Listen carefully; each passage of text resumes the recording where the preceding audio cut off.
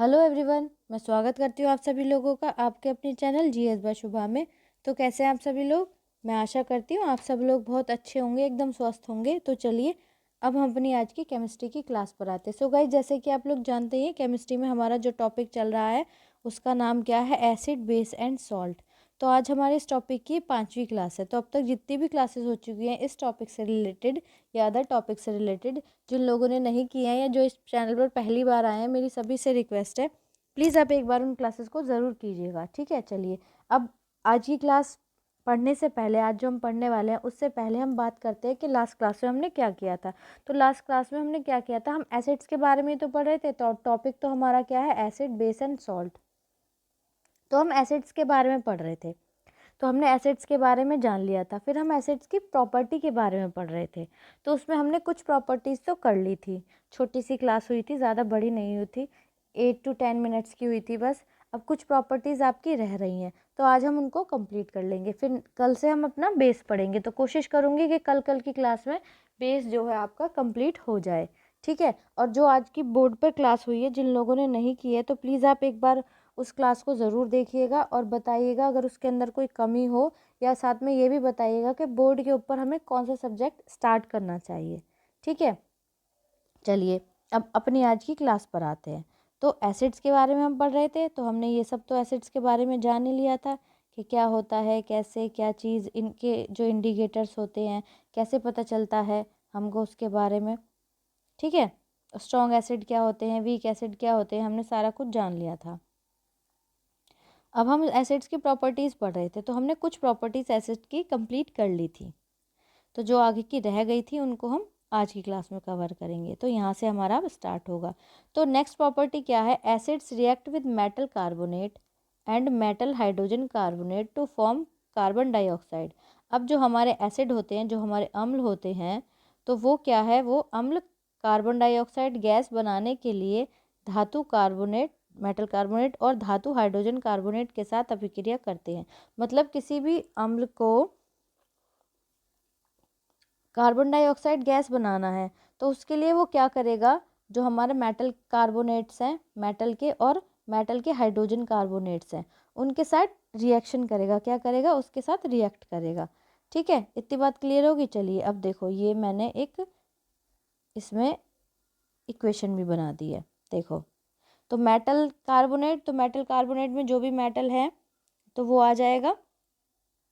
Example भी बाद में बताऊंगी, पहले यही बता रही हूँ कि मेटल के कार्बोनेट, जो मेटल कार्बोनेट है वो एसिड के साथ जब रिएक्शन करेगा तो साल्ट बनेगा, कार्बन डाइऑक्साइड गैस बनेगी और साथ में वाटर भी रिलीज होगा या हमको वाटर भी मिलेगा।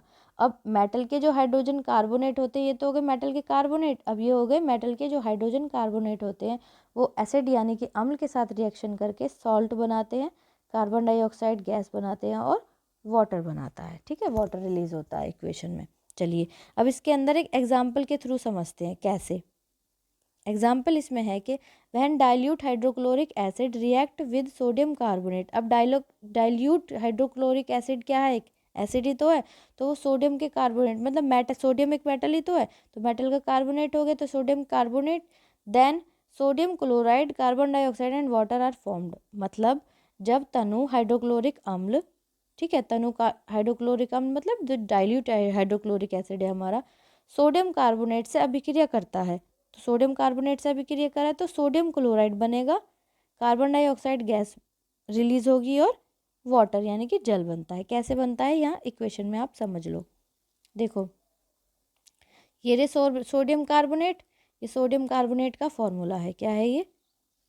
Sodium carbonate. तो ये सोडियम कार्बोनेट का फॉर्मूला है, नोट कर लेना। ठीक है, Na2CO3। अब वो HCl के साथ रिएक्शन कर रहा है तो क्या बन रहा है? NaCl बना रहा है, सोडियम क्लोराइड, जिसको हम नमक भी बोलते हैं, आम भाषा में क्या बोलते हैं? नमक बोलते हैं। फिर कार्बन डाइऑक्साइड गैस बन रही है और साथ में वाटर भी इसके साथ बन रहा है। ठीक है, इतनी बात क्लियर होगी। चलिए अब आगे जानते हैं आगे क्या बताया गया है। आगे हमें ये कहा गया है कि if some is suffering from the problem of acidity after overeating, we can suggest taking baking soda solution as remedy. ये क्वेश्चन बहुत बार एग्जाम में पूछा गया है। तो इसमें क्या है, ये मैंने ऐसे ही बस बीच में एज ए मतलब नोट समझ लो या कुछ भी समझ लो, ये इंक्लूड कर लिया। तो इसमें क्या कहा गया है कि अगर कुछ खाने के बाद अम्लता की समस्या से पीड़ित होते हैं, मतलब एसिडिटी बनती है, कुछ ज़्यादा ओवर ईटिंग कर लिया, ज़्यादा कुछ बाहर का तला भुना खा लिया, तो क्या हो गया, एसिडिटी बन गई। तो हम उपाय के रूप में बेकिंग सोडा का सल्यूशन लेने का सुझाव दे सकते हैं। मतलब उसको क्या लेना चाहिए, उसको बेकिंग सोडा का सॉल्यूशन एज ए रेमेडी उसको यूज़ करनी चाहिए, जिससे उसकी जो एसिडिटी की प्रॉब्लम है वो सॉल्व हो जाएगी। अब जैसे एसिडिटी होती है तो हम जो इनो यूज़ करते हैं, इनो जो पीते हैं, तो उसमें यही तो होता है, उसके अंदर यही तो होता है। तो क्वेश्चन ऐसे भी आ सकता है, किसी भी तरीके से आपको क्वेश्चन पूछा जा सकता है, आपको बस अपने दिमाग में रखना है। ठीक है, चलिए नेक्स्ट प्रॉपर्टी क्या आती है। नेक्स्ट प्रॉपर्टी आती है कि एसिड्स रिएक्ट विद बेस या फिर alkali to form salt and water. मतलब अम्ल क्षारों के से अभिक्रिया करके लवण जल बनाते हैं। जब एसिड और बेस आपस में रिएक्शन करते हैं तो क्या बनाते हैं, लवण यानी कि सॉल्ट और जल यानी कि पानी, ये बनाते हैं। हमेशा ये आपको याद रखना है एग्जाम में, जो मैं प्रॉपर्टीज़ पढ़ा रही हूँ ना, तो ये एज इट इज़ एग्जाम में रखी आ जाएगी। आपसे ये पूछा जाएगा कि जो अम्ल होते हैं वो क्षारों के साथ रिएक्शन करके या क्षारों के साथ अभिक्रिया करके क्या बनाते हैं, लवण और जल बनाते हैं। या मतलब और भी 2-3 एग्जाम्पल आपको और दे दी जाएंगे। तो इस तरीके से ये पूछे जाते हैं एग्जाम में, तो इसीलिए मैंने ये सब आपको बताया है। चलिए आगे चलते हैं। आगे इसमें क्या कहा गया, आप देखो ऐसे समझ लो, एसिड जब हम बेस के साथ रिएक्शन करेंगे तो क्या बनेगा, हमारा सॉल्ट बनेगा और वाटर बनेगा हमारा। ठीक है, क्या बनेगा, सॉल्ट एंड वाटर बनेगा। तो आई होप इतनी बात आपको क्लियर हो गई होगी। अब इसका एक एग्जाम्पल है। एग्जाम्पल क्या है कि हाइड्रोक्लोरिक एसिड, ये एसिड है, अम्ल है, reacts with sodium hydroxide solution. अब सोडियम हाइड्रोक्साइड सॉल्यूशन क्या है, ये क्या है, ये क्या है, बेस है। Then a neutralisation reaction take place to form sodium chloride and water. देखो कैसे, हाइड्रोक्लोरिक अम्ल सोडियम हाइड्रोक्साइड घोल से के साथ अभिक्रिया करता है तो सोडियम क्लोराइड और पानी बनने के लिए एक तटस्थ अभिक्रिया होती है। जैसा कि हमने पढ़ा है, जब एसिड बेस के साथ रिएक्शन करेंगे तो लवण बन गया, नमक हो गया ना, ये नमक NaCl क्या हो गया, नमक हो गया, लवण जिसको हम बोलते हैं, और H2O यानी कि वाटर। तो ये भी क्या है, मैंने एग्जाम्पल दे दिया। तो ऐसे एग्जाम्पल आ जाता है कि ये सही है या गलत है, मतलब घुमा के कैसे भी किसी भी तरीके से पूछा जा सकता है। चलिए नेक्स्ट हमारा क्या आता है, नेक्स्ट हमारा आता है acids react with metal oxide to form salt and water. अब जो अम्ल धातु हैं, या अम्ल हम कह सकते हैं कि जो हमारे अम्ल हैं धातु ऑक्साइड से अभिक्रिया कर लवण और जल बनाते हैं। जो हमारे एसिड्स होते हैं वो किसके साथ, मेटल के ऑक्साइड के साथ रिएक्शन करके क्या बनाते हैं, सॉल्ट एंड वाटर, ये भी बनाते हैं। ठीक है, ये भी आपको ध्यान रखना है। तो देखो, मेटल ऑक्साइड एसिड के साथ रिएक्शन कर रहे हैं तो सॉल्ट और वाटर, ये क्या है, मेटल ऑक्साइड मतलब कॉपर ऑक्साइड, एसिड क्या है, हाइड्रोजन क्लोराइड। अब CuCl2 मतलब कि कॉपर क्लोराइड बन रहा है, ये क्या है, साल्ट है। अब ये वाटर भी साथ में रिलीज हो रहा है। ठीक है, इतनी बात आपको क्लियर हो गई होगी। चलिए अब आगे चलते हैं, आगे देखते हैं आगे हमको क्या बताया गया है। आगे कहा गया है इसी के अंदर, the acid reacts with metal hydroxide to form salt and water. मतलब जो अम्ल हैं धातु हाइड्रोक्साइड से अभिक्रिया करके लवण और जल बनाते हैं। मतलब एक एक चीज़, एक एक लाइन जो है ना, ये सब आपके एग्जाम में पूछी जा चुकी हैं, तो मैंने वो सब आपको इंक्लूड कर लिए हैं, तो आप इनको अच्छे से ध्यान में रखिएगा। ठीक है, तो अम्ल धातु जो है, जो अम्ल हैं वो धातु और हाइड्रोक्साइड से अभिक्रिया करके क्या बनाते हैं, लवण और जल बनाते हैं।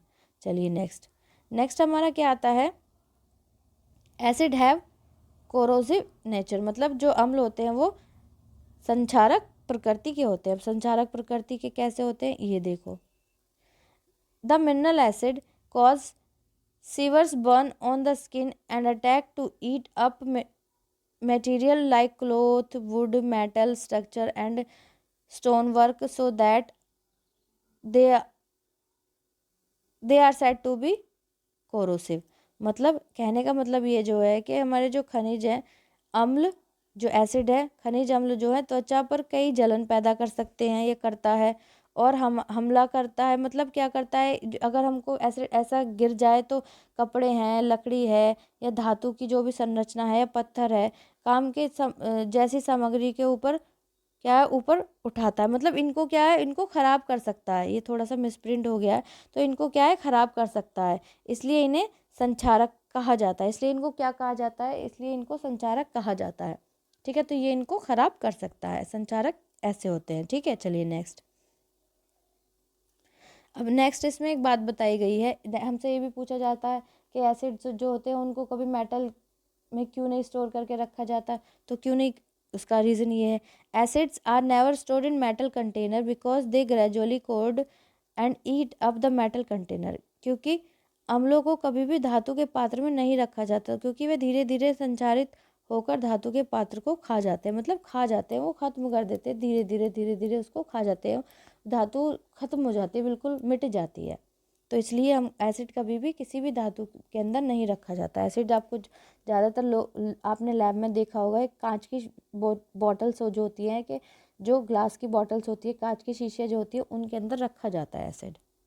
ठीक है, कभी भी मेटल के अंदर नहीं रखा जाता है। चलिए नेक्स्ट।